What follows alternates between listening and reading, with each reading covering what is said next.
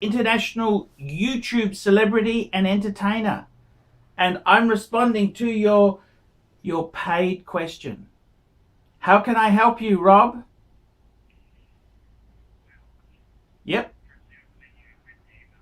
Yes, I read the email there. You were saying in your email that you've got a Rolex Oyster Date, which was a gift, and it's manual wind.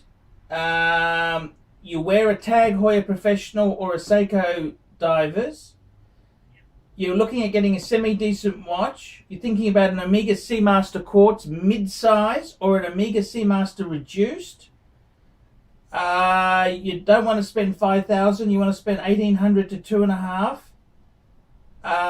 And you're wondering what you should do. Look, I would say to you the best thing you could do is, if you're in NT there's quite a few options. I always recommend Vintage Watch Co. in Brisbane, and they've got an office in Sydney. They've got a shop in Sydney, in Strand Arcade, and they got a shop in Brisbane Arcade. VintageWatchCo.com is the URL. There's also a number of dealers, some really good dealers in Melbourne. There's dealers like thewatchgallery.com.au. There's watchgallery.com.au. There's quite a few good dealers in Melbourne. Now, the thing is, I got to say to you, you got an Oyster Date, okay? Oyster Date with, okay, so are you looking at selling that piece there itself there? Yeah. No. Yeah. Look,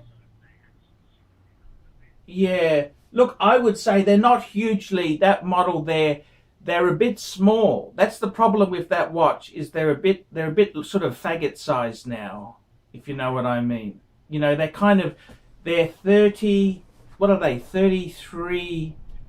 Actually, what size are they? I think well, what size are they?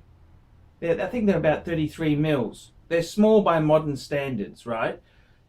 But they're expensive to buy. But they, a dealer would want at least $1,000, $2,000 for that sort of watch. But they're not really hot. Dealers don't necessarily want one. Like, if someone, I don't buy and sell much, but occasionally I do. But if someone offered me one, I don't even want the fucking thing. I don't even want it. And I'm just being honest with you. But they are still a Rolex. They're a Rolex. A Rolex is a Rolex. Look, I would say to you, I'd try and stay away from quartz. Quartz is collective watch people don't really have quartz. You know what I mean? It's kind of like being a foodie, but you don't eat meat. It's kind of just wrong. You know what I'm saying? It's like a foodie who's a vegetarian. You can't be a foodie and a vegetarian. You understand? You got to eat meat. And that's the same with watches. These quartz things, quartz is a real fucking shitting thing. It's you got small wrists. Is that why you want small size? Is that what you want, or? Yeah, yeah.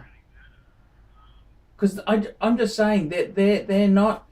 Look, for that price range, under 3 grand, you definitely get a really, a quartz Seamaster mid-size. They're fucking hard. I wouldn't buy one. If someone off, but I'm a big guy, see. But for you, that could be a good choice.